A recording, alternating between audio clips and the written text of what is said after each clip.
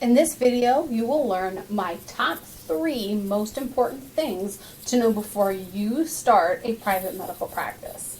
Hi, my name is Liz. Don't forget to hit the like button and subscribe to my channel so that you get notifications of future content. When I first started researching for this video, I wanted to focus on business facts. I'm kind of an analytical thinker, and so naturally that's where my brain goes, kind of like a step-by-step guide kind of a thing.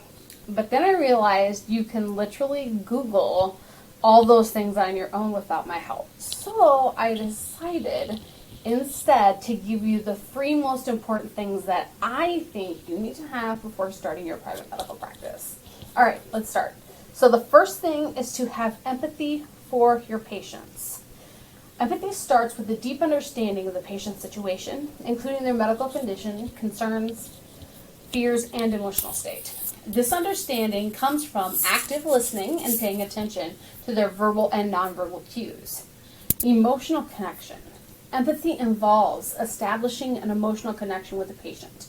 This connection helps to build trust and rapport, which are essential for a positive patient experience and that provider-patient relationship.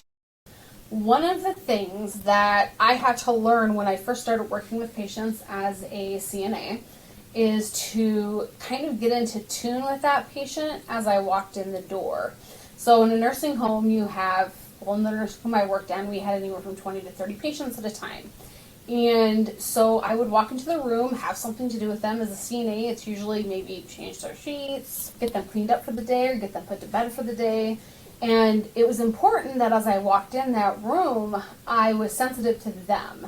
Sometimes that meant stopping for 5 minutes to see how their day was, or maybe they're having a family problem that day or something like that. Those things are so important with your patients because you have to establish kind of a baseline with them and say, okay, so this is their normal emotional state, physical state, because then as things begin to change, and they will, because that's just the nature of patients, you'll kind of tell that something is different and not right. So doing that not only endows that patient to you in your practice, but it also enables you to better practice medicine with them. So empathy is at the core of patient care, which prioritizes the patient's values, preferences, and goals in healthcare decision making. Healthcare providers with empathy work collaboratively with patients to make informed choices about their care. So very, very important to focus on that. That's the first one. The second one is going to be having a never give up attitude or embracing the suck, as my mentor says.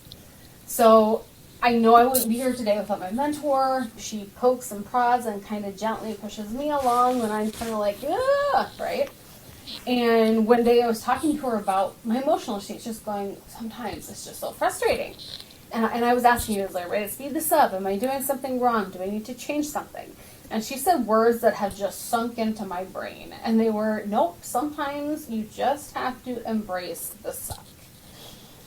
And if you're going to start a private medical practice, you're going to have that attitude because there's a lot that goes into from the very first day that you open your practice to getting patients, to marketing, to all of those things. There's so much that goes into that. And so you need to know how to focus on getting through each day in order to really be successful. So you want to clearly identify your personal and professional reasons for being in the medical field and running a private practice. What motivates you? Really, why did you start? Some people start so that they have more freedom. Some start so that they have more financial freedom. Some people start because they really want to make an impact in a patient's life and they know that this is one of the best ways to do it. Is it the desire to make a difference in patients' lives, the love of medicine, or achieving financial independence? Understanding your purpose will serve as a strong anchor and motivation during challenging times. And again, they will come. Insurance can be a headache to deal with. Billing alone without insurance can be a headache to deal with. You're going to have staff issues. You're going to have all kinds of issues. It's just, first of all, the nature of business, but then secondly, it's much more the nature of any kind of medical practice. You want to make sure to establish a support system, so you need a mentor, like I was talking about. someone that is going or is where you want to be and has already achieved some measure of success. If you don't do that, you're going to hit your head against a wall. I know that I've had more than a few mentors that were not a good fit for me, and I definitely learned from all of that, and now I make sure that they are who I want to become and are where I want to go. So yeah, surround yourself with a support system that includes colleagues, mentors, friends, and family who can provide emotional support, advice, and encouragement when you face difficulties. Having a network of people who believes in you and your work can be a significant source of motivation and resilience. So yes, that does include family members, your friends. Be able to tell people your big dreams without them laughing at you. And then you also have to have people that when you tell them your big dreams, they kind of bring it back down to reality and help you through those smaller steps to get there. So yes, have a never give up attitude and embrace the suck. All right, the number 3 thing that I think is critical to have before opening your private medical practice is you need to admit to the patient when you need help. And what do I mean by that? I mean identifying the patient's medical complexity to start with. So usually when a patient first comes in, you're kind of assessing how things are, what their history is, what their present condition is and quality of life is, and kind of where they want to go. So that's how you start. You thoroughly assess and document the patient's medical history, current condition, and any coexisting conditions or complaints. You identify the specific medical challenges or complexities that require specialized care, such as multiple chronic illnesses, rare diseases, complex treatment regimens, or a need for interdisciplinary care. So unfortunately, I am all of those things. I have some chronic illnesses, and I also have what they say is rare. I'm not convinced it's rare, but they say it's rare. So I know when I go into a new medical practice that I'm auditioning them, actually.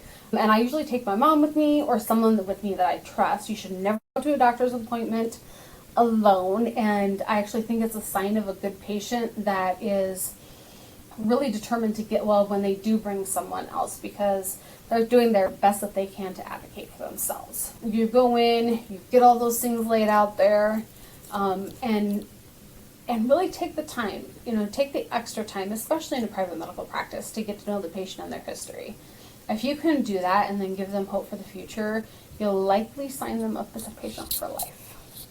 Again, we need to admit when we need help with a patient. The next thing we're going to do is collaborate with specialists and a multidisciplinary team. Especially with a patient like myself, there's going to be different specialties involved. You're going to have like a general practitioner that's kind of like the case manager, and then again, different specialties. So seek consultation and collaboration with specialists or subspecialists who have expertise in the patient-specific condition or complexity. This may involve referrals to medical specialists, surgeons, or other healthcare professionals. Consider involving a multiple disciplinary team, including nurses, nurse practitioners, physical therapists, occupational therapists, social workers, case managers, all to provide a comprehensive care and support for your patient. You also want to foster clear and effective communication among all involved healthcare providers to ensure a coordinated approach to the patient's care. All those things are so important. They're just so important. I could honestly go into much in detail about it all just because of my personal experience as a patient for over 20 years. But just know that this is some of the most important things that you'll ever do for your patients. So now let's talk about patient-centered care planning. And again, this is still under that heading of admitting when you need help with the patient. So patient-centered care planning, you're going to want to focus on developing a patient-centered care plan that takes into account the patient's unique needs, preferences, and goals. Regularly review and adjust the care plan as the patient's condition evolves, and communicate these changes to the patient and their family. Educate the patient and their family about their condition and treatment options, and involve them in the decision-making process. So for the first about 15 years of dealing with all the stuff that I deal with, I kind of left all that up to the medical professionals. And it's not that there's anything seriously wrong with that, but I think it's a good thing as a medical professional to recommend that your patients get second opinions, they get further and additional testing, they do whatever they need to do to kind of figure out what's going on with them. And you as a care provider, no matter whether you're the specialist or the the general practitioner or the nurse practitioner, no matter what part of the team you are, I feel like it is really super important as that medical professional to really encourage them to do that. I know as a nurse that I did that. I encouraged my patients to get second opinions, and if they weren't satisfied with their care, to speak up and different things like that. One of the hardest things as a patient is to walk into a provider appointment and actually have them treat you like you're crazy. And I know I've said this in other videos, but most of the people like me that have had chronic health issues most of their life, they live with this 24/7, sometimes for years, sometimes all their life. They aren't stupid.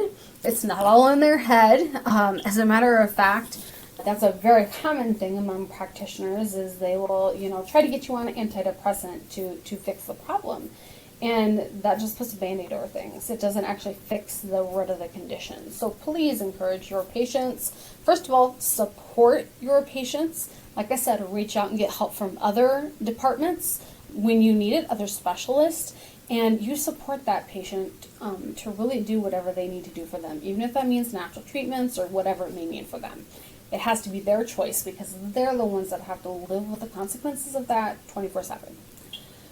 Obviously, this is not an exhaustive list. It's the 3 most important things that I can think of, both as a nurse and a chronic illness patient. Tell me, what are your top 3? Maybe you're a nurse or a nurse practitioner watching this. What are the most important things that you think need to happen before you open a private medical practice? And don't forget, here at Systems, we help you document it, delegate it, and get it done so that you can maximize productivity and minimize risk.